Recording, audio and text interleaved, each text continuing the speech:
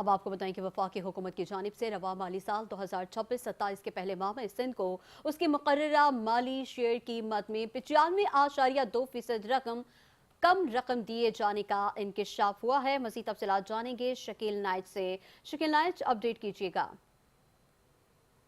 जी, वफाकी हुकूमत की जानिब से रवा माली साल 2026-27 के पहले माह में सिंध को 95.2% कम शेयर दिए जाने का इंकशाफ हुआ। NFC अवार्ड, रॉयल्टी, अक्रा जिला टैक्स की मद में सिंध का शेयर 22 खरब 63 अरब 18 करोड़ रुपए है, जबकि सिंध को एक माह में 1 खरब 9 अरब 2 करोड़ रुपए दिए गए। सिंध को 11 माह में अब शेयर के मुताबिक 21 खरब 54 अरब 16 करोड़ रुपए देने हैं। NFC अवार्ड में सिंध का शेयर 20 खरब 83 अरब 34 करोड़ रुपए, एक माह में 1 खरब 55 अरब रुपए दिए।